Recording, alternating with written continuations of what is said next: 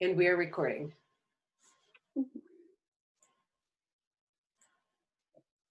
it's fetching the video stream.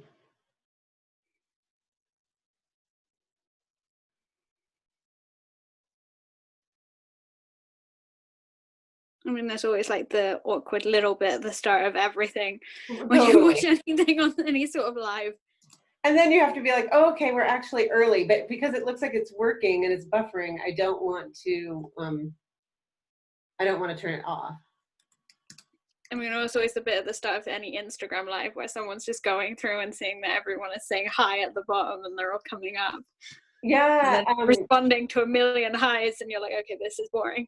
How do you do Instagram live? Because I think that maybe for teens, Instagram live might be better. I mean, I think you just go on and press live. I've never done one. Can you do it with multiple people though, like we are now? Or is it just one person with their phone? I mean, I think it's just one person with their phone. Okay, that's kind I of. think this is where you need actual followers to do that sort of thing. I just follow my friends. Oh, I think that I'm the problem here. Hang on a second. I'm choose share to your groups. Sure.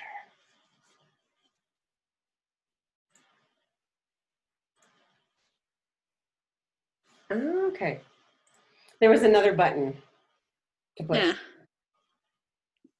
Oh, now it says live on Facebook in the corner. Does it? So it's telling me that it's live. Okay, good. And now it says setting up your meeting for Facebook Live. It is a process, isn't it? Yeah.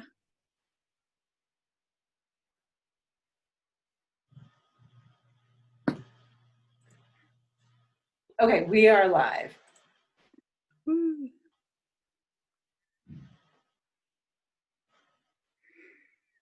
All right. I can see us. And it says happening now. Let's see if I can share this to my actual page as well. Okay.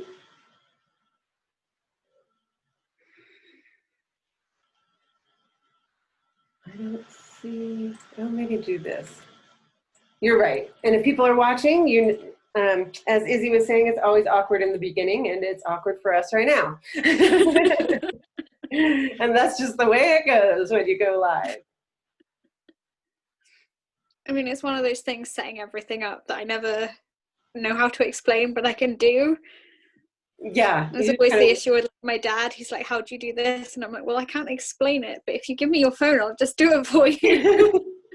That's what I usually like to do with my kids too. Just take care of it. And my son's like, you know how to do it. I'm like, I don't want to do it. Okay, I see one comment. Good. Oh, good. Okay. Thank you, Marisa.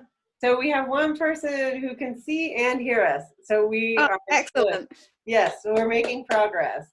All right. So I think what we want to do is let's just chit chat for a few minutes. We said that we'd go live at 7, so I don't think we want to start the actual interview yet. Yeah. So we can talk awkwardly. You said that you studied English literature, so do you have like a poem or a short story that you can share as we're waiting? I mean, I don't know any off the top of my head. I'm currently writing my dissertation, which is on sexuality and monstrosity in Frankenstein and Dracula and the picture of Dorian Gray, which is fun. Yeah, that's really interesting. So, you know, I taught this year in Mexico, and the last book that we read together for what would be the U.S. equivalent of juniors, I have no idea how that translates to the U.K., but we read The Picture of Dorian Gray as our last book. And it was really fun. And, you know, I hadn't read Oscar Wilde in a while, and I'm a writer. And so reading his work again, I was just like, he's so beautiful. Like the writing is just so beautiful. And, when they go out into the garden and the way everything's described. And so I was talking to another student who really wants to be a better writer. And I was like, you have to read Oscar Wilde because it's just gorgeous writing. Do you feel the same way about his writing? Or? He's gorgeous. I mean, one of the things I love that he's done is The Importance of Being Earnest, which isn't even a picture of Dorian Gray. It's like one of his plays, but it's just so fun. And you can tell that he really enjoys writing because of the way he does it. Yeah. And I love writing when you can really get a sense of the person when you can read it. Yeah. Because especially in a lot of the more, I don't know, in a lot of modern fiction, you get no sort of sense of who the author is or anything. It's just the story on the page, which is nice, and I love a good story. That's why I study literature. Right. But it's also nice when you can really tell who the author is and what they love in how they've written something. Do you want to be a writer as well, or are you just more of a reader and a studier of literature? I'm more of a reader and a studier. I don't think I'm good enough at writing to write. More because I've read so much and I know what I'd want to sound like, and then I'd end up spending forever just rewriting it till I got to the point I'd be proud of, that I'd be like 82 and in a nursing home. Well, another part of your dissertation I have right here. Oh, fun. And it's bilingual, and so I'm using it to practice my Spanish. It's a kid's version, and so that's my homework right now is reading Dracula in Espanol. Fun. It is pretty fun. I was like, I want to pick something really fun, and then the next level up, I have The Wizard of Oz in Spanish, but for children. Yeah. So, because I'm definitely not at a read a real book in Spanish yet. Got a long way to go. So we have 1 minute. Well, thanks for sharing that. That's really cool, really fun. And I think I totally can relate as a writer. I have learned the older I get. So I didn't write as much when I was younger because I think I was more in the mindset where you are. Like I was intimidated by it and I didn't want to share. And I wrote a lot, but I never showed it to anybody. And then I was in academia for, over a decade, and I only wrote academic works. And so since we've been in Mexico, I've been working more on fiction and taking creative writing workshops because as an academic, you're trained to not use adjectives or, make your writing too interesting. And so Yeah. I had to relearn how to do that. And so reading books, like Picture of Dorian Gray, I was like, oh, that's how you make a sentence beautiful instead of just really direct and science sounding. So I'm having to relearn, but it's really fun. And I think at my age, I just kind of write stuff and throw it out there. And I figure if people like it, that's fantastic. And if not, oh well, I enjoyed writing it. All right, so we are at 7 o'clock on the dot. So let's go ahead and get started.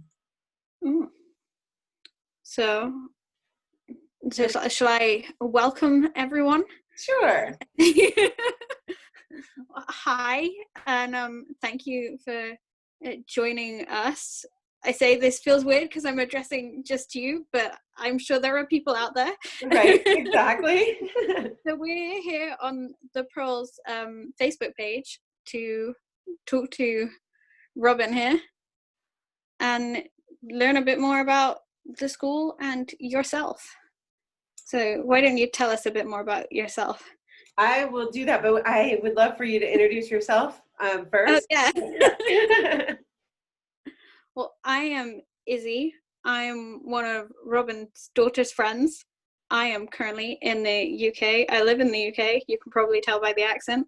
And I study literature at university. And I love it. If you were listening before, I was talking about my dissertation on Dracula and Frankenstein and the picture of Dorian Gray and sexuality and monstrosity and how they all kind of intermingle. But yeah. That's what you're doing during the quarantine. Yeah. Well, thank you so much for doing this. This is really fantastic. I'm glad to have you here. And I'm Dr. Robin Harwick. I am the director and founder of the Pearl School. My education background is in secondary special education and transition, and I've worked a lot with adolescents for many, many, many years. And I'm extremely passionate about educating differently and providing spaces where students feel comfortable, where they feel heard, where they feel valued, and where they get to take charge of their own educational path. I have been looking for this type of school since I first heard about it for my own children. I have two children, one that you know, who is like 22, dangerously close to 23, and my son is 16, and we've done a lot of various types of education with them. We've done everything from traditional public schools to bilingual schools, homeschooling, unschooling, what we called road schooling, where my son and I traveled for about a year, year and a half in Mexico before we settled down in the town we're in, and he learned on the road by going and visiting historical sites and museums and learning about the culture there in that way. And so I've been studying, teaching, and learning for a very long time, and I really get excited on how to implement it and see it in a school. And after trial and error and trying to find a school that's doing a democratic education model, and I couldn't find one. So my son said, "Mom, you should start your own school." And thus the idea of the Pearl was born. I mean, it sounds really interesting to me because I've grown up with what is in the UK a very traditional education with just your normal average schools and just working away from reception to university. Reception is like kindergarten. Okay. That's formal. Yeah. But so you touched a little bit on it, but why did you decide to start the school? So I think it was in 2011 when I was in graduate school, where I was feeling really frustrated with the courses that I was being offered. And I had already had experiences with my daughter and son around alternate education. And I really wanted to learn more about it. I wanted to study it more. I felt like there was pieces in my education that were just missing and I wasn't learning enough.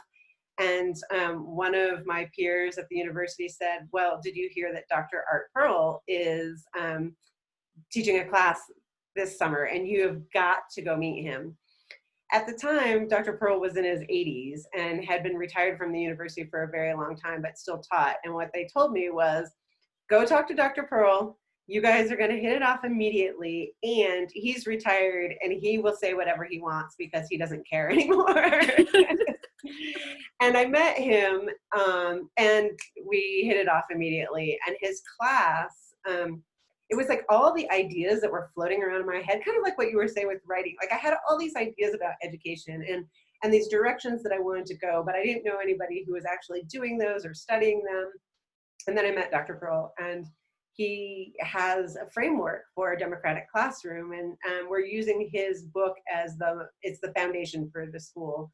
It's the Democratic Classroom Theory to Inform Practice. And when I met him, it was like that moment. I was like, this is it. This is what I've been looking for. These are like so many of the ideas that are bouncing around in my head, and it exists, and it's already. The cartoon light bulb switched on. It was, yeah, it was. It was like, whew. And I was like, somebody already has thought this all through. Like, we should just do this.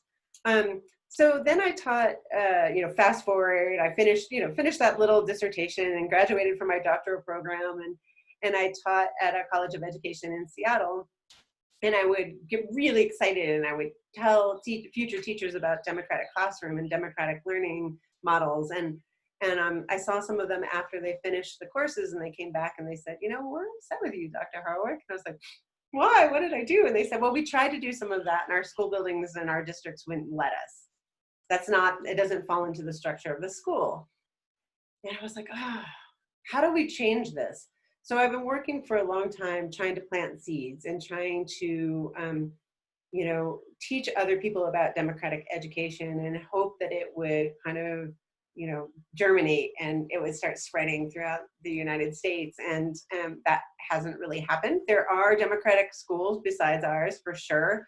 There's a lot of different approaches to democratic learning, but nothing quite like what I was looking for. And now that, my son's in high school, we tried out another school that said that they were student-centered and democratic, and that was not the case. And he was like, no, I'm not doing this. I really want to be in a democratic school. And so it just seems like the time is right. Also in the United States, as I'm sure you've heard, racial tensions are high. We also have a lot of problems with school shootings, as you probably also heard, because I know the UK makes fun of us about that because you guys do a much better job with some of those issues. And so, for many reasons, a lot of kids are unsafe or feel, unsafe and feel unsafe in the classrooms. And right now, the use of technology and online learning, throw in the pandemic, and the timing's just right for this to happen. So so I threw it out on Facebook. One last piece of that is I threw it out on Facebook after my son said, you should do this. And got a ton of comments, like 100 comments in 24 hours, which nobody ever comments on my posts like that. And everybody's like, do it, do it, do it. And then a new Facebook friend had posted like a day or two after, I think maybe hers was first before I put it out on Facebook. She said, is anybody interested in starting their own school? And I was like, oh man, this keeps coming up in the same week. So maybe I should do it. And so she and I met and started talking about the school, and we've since written a book together, You Are the Revolution. And it all is just kind of coalescing and coming together. And it just seems like this is the time and this is the right thing to do. And it's the right time for it to happen. Exciting. Yeah.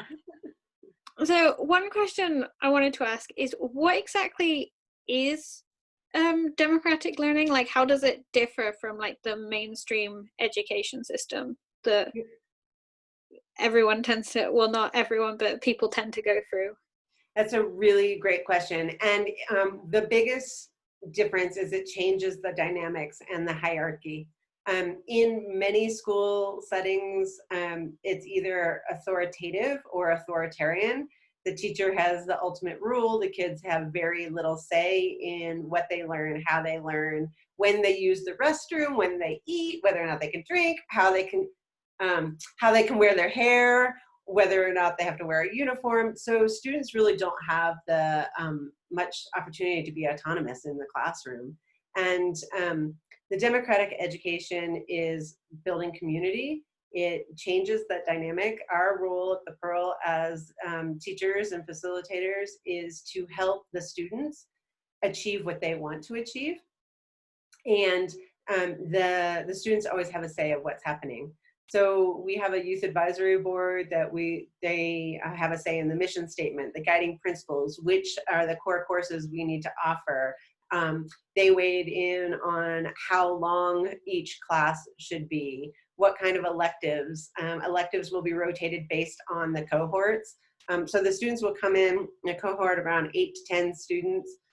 They'll be multi-age. So if you're familiar with Montessori or some of those other models where they have students in the classroom that are at different ages, there's a lot of research about how students really benefit from that. So our students will be in those cohorts. And depending on who comes into each cohort, our role is to help find electives that are interesting to them.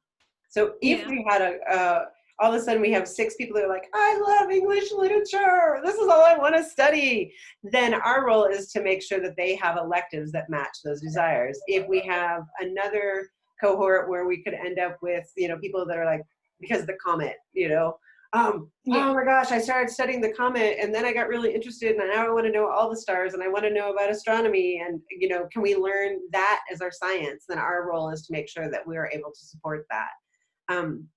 So that's a really big, big difference. And then students create the Bill of Rights. So a lot of times you go into a school and they're like, here's your student handbook and here are your rights and responsibilities. Yeah. Right? And here, sign off on it. And then if you do an infraction because you decide you're going to dye the tip of your hair blue and no dye is allowed, then they're like, well, you signed the rights and responsibilities. And so so of course it was like participatory and it was democratic because you signed this thing that we made you sign because we created it. Yeah. And people got it, right? So the difference is, at the Pearl, the students will decide what are the rights and responsibilities. And then we also talk about, we had a great conversation a couple nights ago about conflict resolution and what that looks like. That's something else that we work on as a student body. So if we have rights and responsibilities that the students create, then what happens when a student breaks those rules? How do we deal with that as a community instead of being like, okay, well, now you get this punishment and you have to leave the school, or you can't participate in this activity? That's decided upon as a community. And it teaches those skills for those hard conversations that we have as adults. Like, you guys just lived in a flat with how many people? There's 6 of you? 6 of us. Yeah. So like, you need to know how to have a conversation about things that aren't happening. And, when you're in high school and you get to have those conversations and you learn to deal with conflict in the classroom in a very safe environment, then you're more prepared for those kind of hard conversations when you have a flatmate that's just like not doing the things that were agreed upon. Yeah. So is that what you like about it then? The freedom? I love the freedom. I love, the best part for me as a teacher is I see students light up. I get to see them get really excited about things. And this year I taught writing and ethics and to non-native English speakers. And I had some students that were very reluctant to write in English because I get it. I'm learning to write in Spanish. It's really hard. And I would much rather write in English because it's so much easier, right? But by having them pick what they wanted to study and what they wanted to write about, then instead of it being like drudgery, they were excited, and they'd send me stuff and be like, have you read it yet? I'm like, you turned it in at 11 o'clock last night and it's 8 o'clock this morning. No, I haven't read it yet. I was sleeping. But that's the difference. Like, students get excited about what they're doing. Kind of like when you were talking about your dissertation, you created this really cool project out of things that you're interested in a way that a lot of people haven't thought about before. And for students at the Pearl, they'll get to do that their whole academic time with us. And that's what I love. I love to see students get excited about things and really, they want to talk about school. They want you to read their stuff. They want to come. And that's a big difference too. They want to come. They want to be there. They look forward to it. I wish I had that sort of education, because like I said, mine was very structured, and like with my undergraduate dissertation, that was the first time I really got to just do what I wanted with what I was learning. Yeah. And so to people to have that opportunity the whole way through, it's just so cool. That's why I like it too. I feel the same way. It's really cool. And we know, because we were talking before, I mean, I've studied teaching and learning. We know how people learn. Not surprising, people do really well when their education is personally meaningful and culturally relevant, right? Yeah. So, surprise, people learn really well when they're interested in what they're learning. And it changes. Common sense switch. Right, exactly. But that's not what we do in schools. And much of the curriculum is colonized curriculum. Sorry to the British, No offense. No offense to the British. We know we have a horrible history. It's a horrible history, and that is pervasive in the United States as well. So when students are doing really poorly in history, why are we at all surprised at that when it's not their history? It's the history of colonization that enslaved their people or committed genocide against their people in the case of indigenous people. And so a lot of students get really angry in history, and then they get thrown out of class because it's not democratic, right?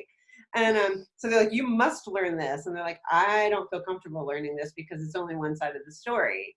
And they might have like a page in the book about, or we're going to have Black History Month, but we're just going to talk about it for a little bit, then we're going to go back to the colonized curriculum. What I have noticed is when the school is democratic, and students are designing their own curriculum, it automatically becomes ethnic studies, and it automatically becomes feminist, and it automatically becomes LGBTQ friendly.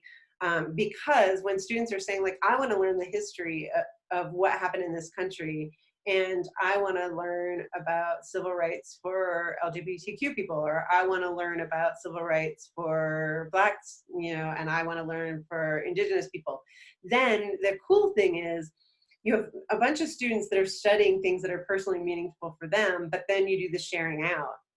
So students who never would have chosen to study a certain aspect of history, they learn from their peers who are really excited and want to share what they're learning about those various aspects. And so that's how, like, even a class history was definitely not my favorite, but that's how even a class like that's not super exciting for a lot of teens, how it can be transformed to something that's actually pretty cool. Or if you, because you're really interested in literature, maybe part of your history is studying like, printing presses and all of that. And maybe that incorporates into some of your science classes as well, because you're learning about the chemicals used and so it crosses over between subjects too. So can you tell I get like a little bit excited about this? Yeah. No, I always think it's great because you're so enthusiastic and it shows how well it's going to show off. But yeah. That's the hope. So, yeah. Is that what you think makes this sort of education important then?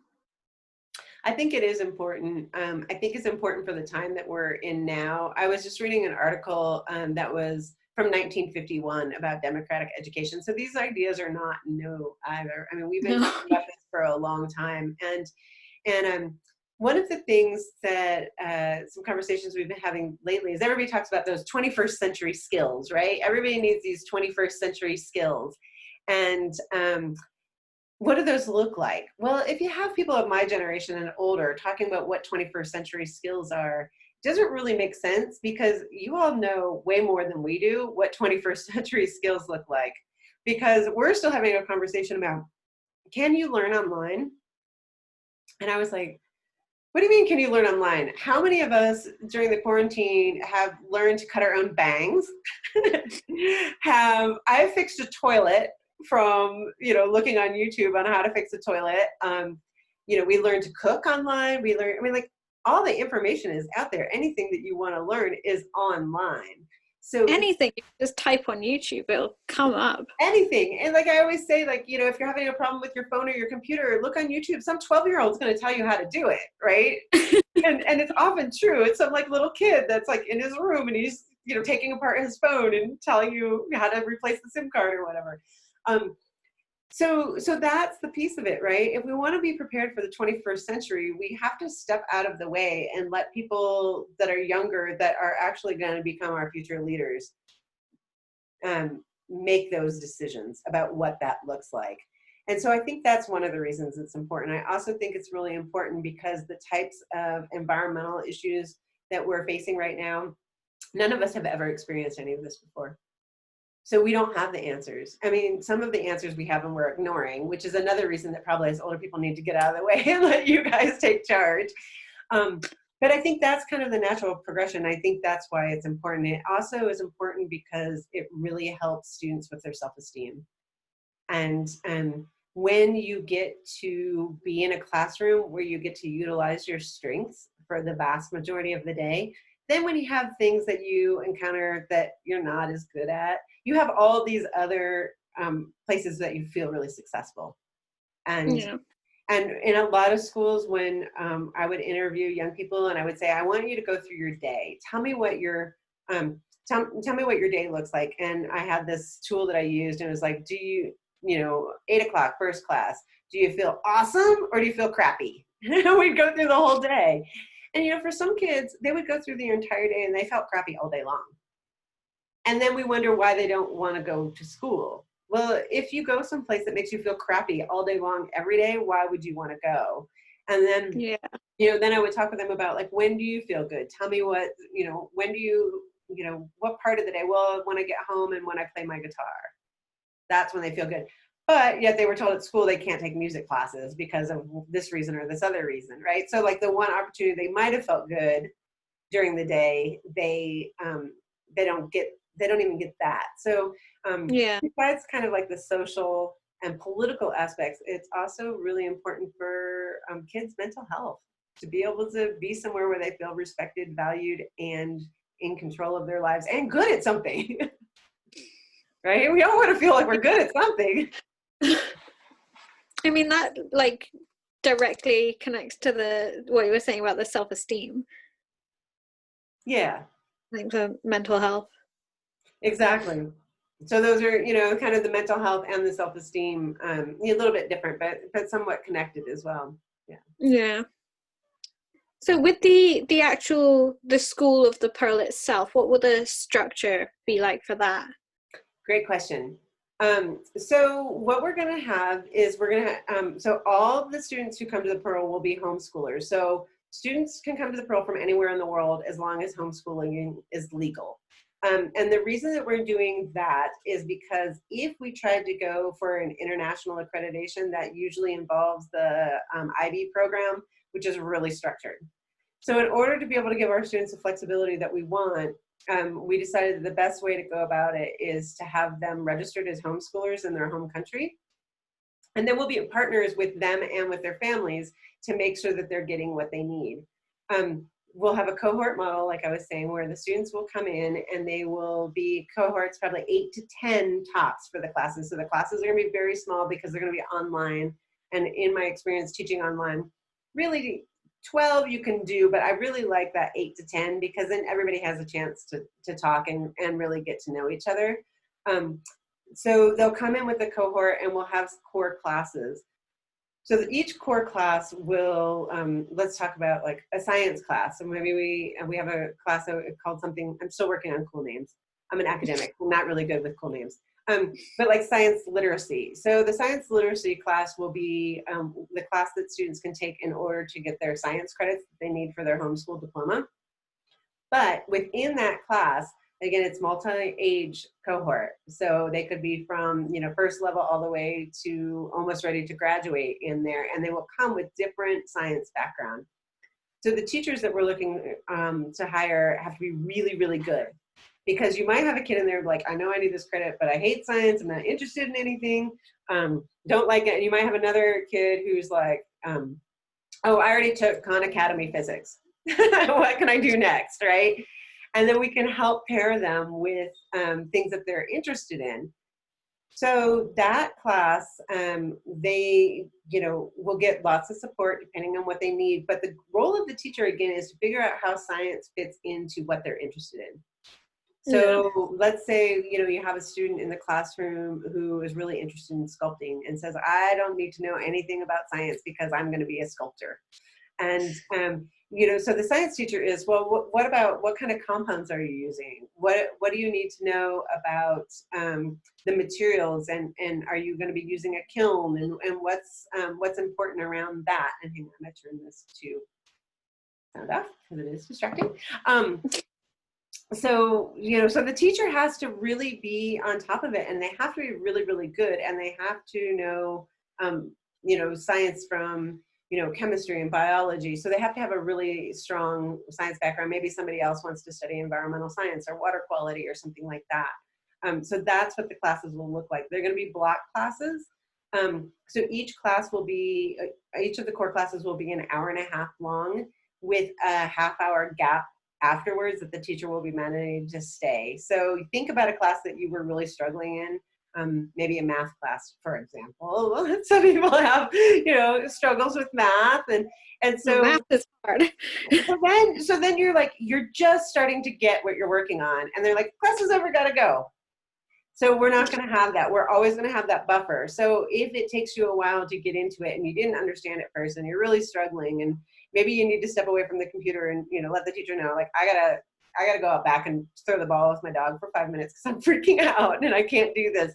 And then they come back and they're like, okay, let's try again. And then they're finally getting it. We want to make sure they always have that time to spend extra time with the teacher.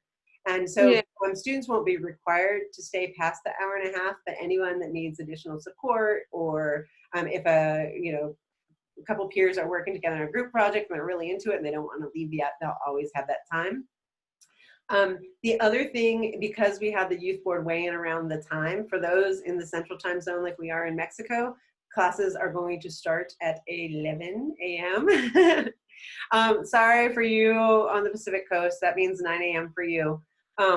But we had to do that in order to figure out, like, we didn't want it too early for the West Coasters. We know that teens don't do well early in the morning, so we didn't want their classes to start, at 7 or 8 a.m. But then we had to kind of stagger it so everybody else got their classes without, being too late.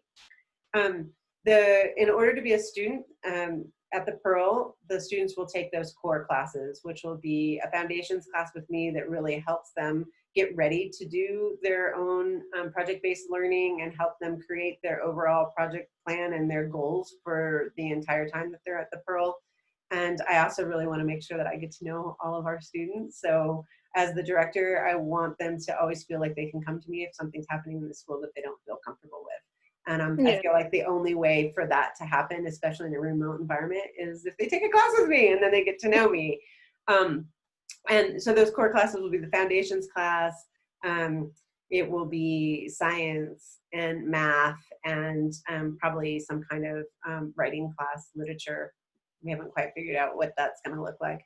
So those will be the core requirements, and then we'll have those electives. The electives will be after the core classes, and they will switch depending on what people want.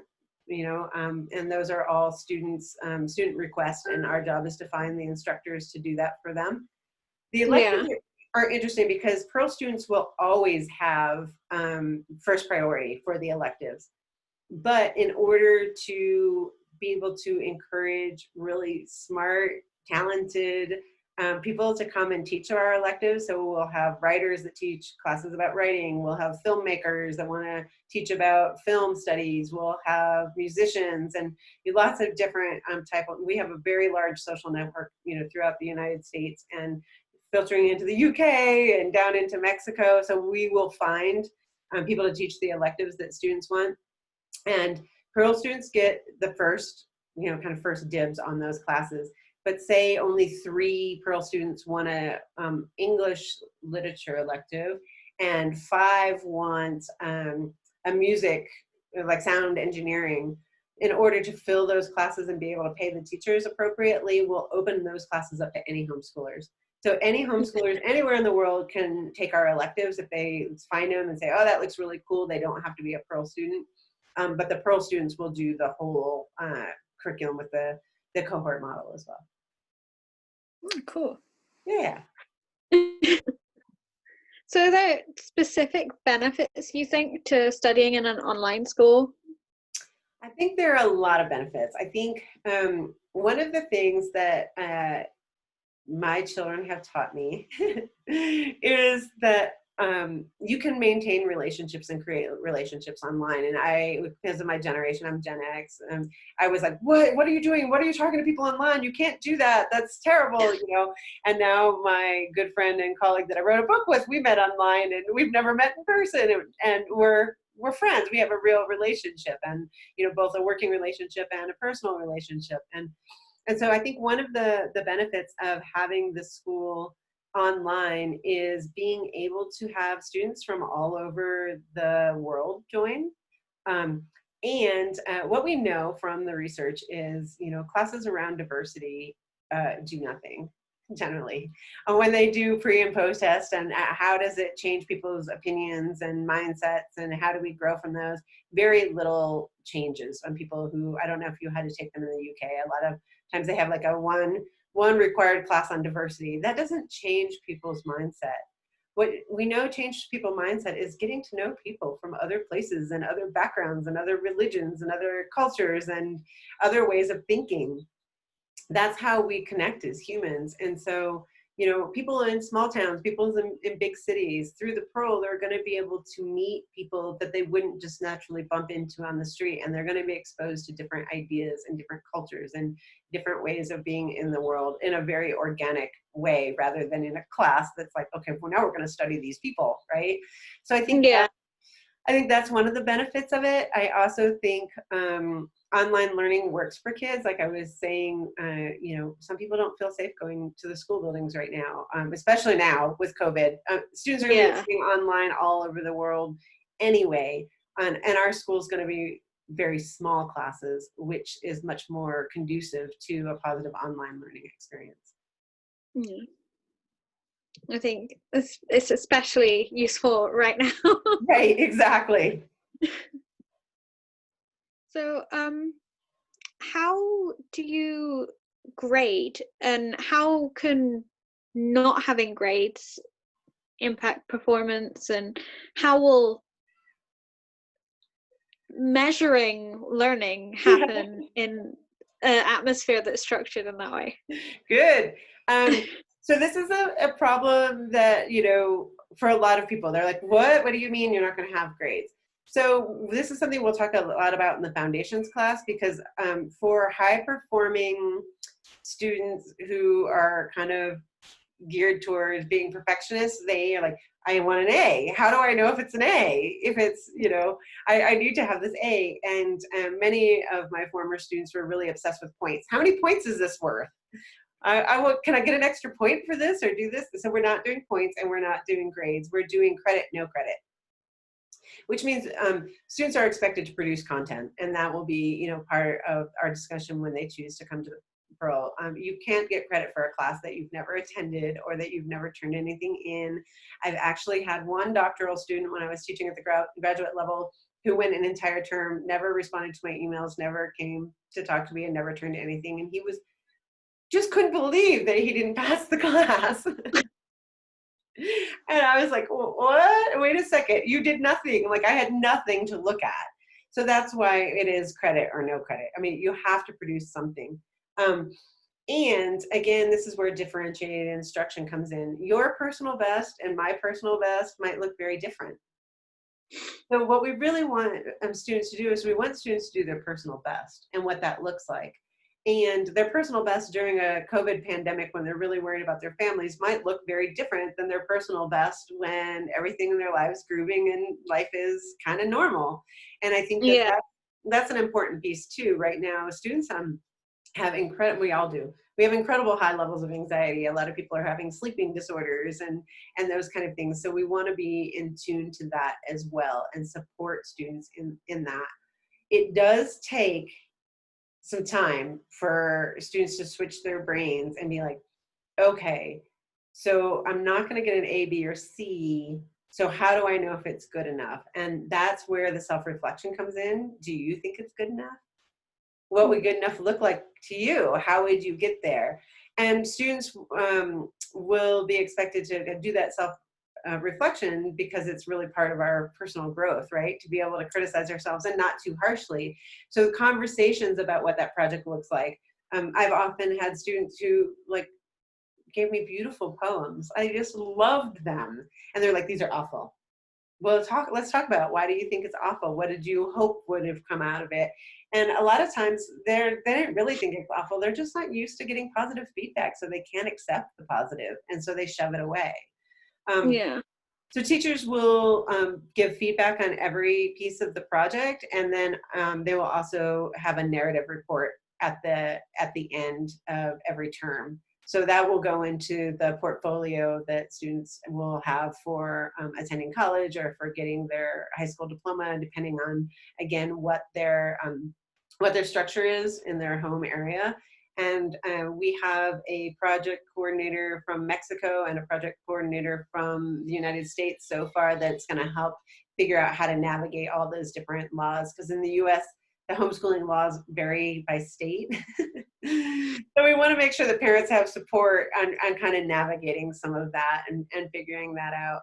But those narratives will be the grading. Yeah. So you just kind of touched on that, but how would moving from the Pearl to college or employment, how do you, because I know with me, I kind of I got these grades. Yeah. Kept me at your university. Yeah. But you can't really do that without a graded system. So how would that work?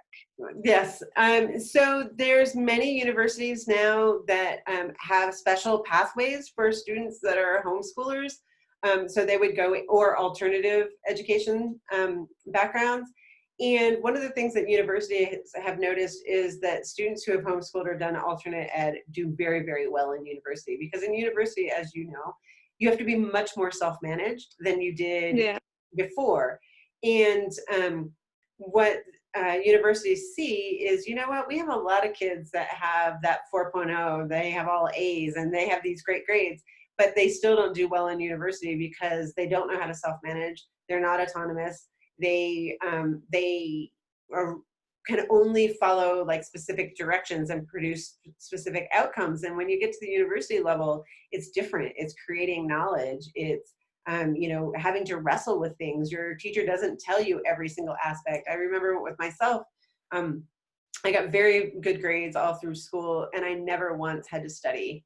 And my GPA was extremely high when I graduated from high school. In fact, they let me leave 6 months early. They were just, go on, get out of here. Because I had enough credits in my grades. But then I went to college, and I was kind of mad because like I didn't know how to study. Yeah. And I was like, what? I can't just like freeze in there and take the test and get an A. Like I have to study, and I didn't know how to take notes. So I graduated from high school without ever studying, without taking notes. I didn't do any of that, and I had the super high GPA. So there's a lot of students like that struggle once they get to the university because you're like, well, they're asking me to figure this out, but it's the answer's not in the book they gave me. So like I have to go to the library and do that? How annoying, right? But if you build that curiosity earlier on, then when you go to college, you're ready for those challenges, and universities recognize that. So not all schools, but some schools actually save spots for homeschooling and alternative education, and we'll have FAQs and a list of those universities on the website. Other schools, you have your homeschool diploma and you have your narrative, and that goes in and you just do the standard admission process like everyone else does. For employers are also really savvy. I think it was either Google or Microsoft, one of them has come out and said, you know what, we don't need a college education in order to work for us, because what they're looking for is they're looking for creatives. And they're looking for people who have figured out different ways of learning things. And so kids that are online learning about, I mean, like, I, you know, just learned pretty recently, like, you can get a job if you are an experienced hacker. Yeah. Right? And so you can go work and make a lot of money working for corporations, and they pay you to try to hack into their systems. Right? And so not saying that with the pro, like we're training hackers, so just put that little disclaimer there. But that's the kind of, I mean, corporations are looking for people that have that creativity. And if some, you know, young person has been home and learned how to hack into all these systems and they can prove that they've done that, then you might get a really high paying job trying to hack into a medical office, like their personal records and those kind of things. So it doesn't limit. And I know that that's a big, big fear for a lot of parents is, well, what about college? Can they still go to college? And the answer is yes, they can. I mean, kind of back to that, but not really. One of the things I definitely felt my education experience missed out on was the whole life after education and how to cope with like paying taxes and writing a cover letter and actually getting a job and stuff like that. So will the Pearl help people with that and learning what to do when you're not reliant on your parents anymore? And the adulting part, right? Yeah. So I mean, that's the hard part. And so this is one of the things I talk about a lot. I'm really glad you asked that question, because we prescribe everything for students in the classroom. We tell them what to do, how to dress. I mean, like everything we talked about before, right? And then you turn 18 and you are like, okay, now you've got to figure out adulting. Good luck, right? Yeah. And we expect you to be autonomous when we've never let you be autonomous before. So this is one of the things that the Pro will work on, and everybody will work with me until the school grows too big that I can't, manage with every student. But initially, every student will work with me. We'll create their educational plan. We'll co-create it together. Like I won't give it to them. They will tell me what they're interested in, and we'll figure out those aspects of what they feel is important to them. And we'll talk about things like, where do they want to go? What kind of housing do they want? Because all of those helps you set your goals. Like if you know that you want to live in London and you want to live by yourself in this particular neighborhood and a studio apartment costs $3,000, then you have to plan the rest of your life. And like if that's your dream of what you want it to look like, you have to do a lot of planning around how to get there. And when you have those conversations and students start saying like, oh, okay, well, the career aspect maybe isn't as important as like manufacturing this dream that I have, that this is like, I've always wanted to live there and this is what I want to do. And then you start building your career around that. Maybe somebody else says, I know I want to be a playwright, and in order to be a playwright, I want to be in this particular, I want to be in Bristol because it's really cool and the young ones were filmed there. And but I don't mind living in a flat with 6 people as long as there are other artists, right? So then you create like, well, what do you need to make that dream and that reality happen? Because we're from Seattle, many of the students I work with, everybody wanted to be a Seahawk, right? Which is American football, if you don't know. Yeah. So they all wanted to be a Seahawk, and so then they really have to think about like, then their educational plan has to incorporate a lot of physical fitness. It has to, they have to be really determined. What are the educational requirements, and do they need to go to college? And you kind of build that all in. And in those conversations is when you realize like, oh, I don't know how to do a cover letter. Like, how would I even, find a mentor? What would that look like? So mentoring is a big part of the Pearl as well. We want to help students build what is called social capital. And that is, we know that most people get their first jobs because of people they know. It really helps to, oh, my auntie knows this person, or I have a cousin that works in, this firm, and we're going to connect you. And not everybody has those relationships, so we want to help them build that. And part of it is, if someone says they want to be an English lit professor, then throughout their program, we're like, okay, well, do you know any? No, I've never met one. Okay, so who can we connect you with that you can talk about what that looks like, and what different pathways do people take to get there? Cool. It's good because there's the socialization aspect there too, because I know one of the things that because homeschooling isn't as common in the UK, I don't think, but one of the things that always seems to be is the homeschool kids are different and weird because they don't talk to anyone, and so there's the kind of very different side of the socialization there, especially like growing up. Well, and I think the homeschool, I mean, that's kind of a myth too, because especially now with social media, a homeschool, kids are talking to everybody online just like everybody else is. And a lot of homeschools have co-ops where they meet with other kids and get to know people that way. They can still be in sports or gymnastics or, plays. But I think that's one of the interesting things. But to your point, the Pearl, we have those natural frameworks built in where building relationships are really important. And I think COVID has taught us, for people that didn't know it before, COVID has taught us like those relationships and those connections are really, really important. And we talk a lot. I mean, like if we were quarantined during a pandemic and we didn't have social media and I couldn't message my daughter 18 times a day, how horrible would that be, right? We would be sending like letters from the UK to Mexico. They would probably never get here, or bad phone calls. So I think again, that social connection through online is very doable now. One thing you touched on at the very start of this conversation, I can't remember if it was before we went live or not, was discipline. And I was wondering how that would work online, because in my very structured education, you did something wrong, you got sent out the classroom, or you were made to do something that it would be a lot harder to enforce over the internet. So how would that take place? Yeah, great question. That goes back into what we were talking about. So in a democratic classroom, those are the kind of things that parameters, we'll talk about that in the beginning of the cohort groups. And we'll talk, what is it going to look like? What would an infraction be? And how do we hold each other accountable? What would be unacceptable behavior? Again, we really want to welcome people with different learning styles and people that may have different levels of special needs. And I think one of the things that happens in the classroom is oftentimes people who really do have inability to control impulses, or might need to stand up and move around, and those kind of things. And we want to be sensitive to that. So, some students, like I said, we're having these block classes that are an hour and a half long. but not everybody can sit for that long. Some students just can't. And Yeah. we need to make sure that, you know, if somebody needs to take a 5-minute break, use the restroom, you know, those kind of things. Oh, we lost your video, Izzie. Oh, sorry. you know, I personally, even in my graduate level classes, like, I don't care if people eat.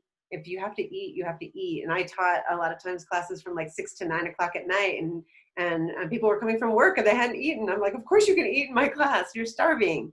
So some of those will be non-issues. I mean, if they're at home and they're munching on a sandwich and they're part of the conversation because they're hungry at that time, then that's okay. So I think some of the things that we see discipline within a traditional school won't be an issue because, you know, they're at home. So if they want to eat, they can eat. And if they want to go to the bathroom, they can go to the bathroom.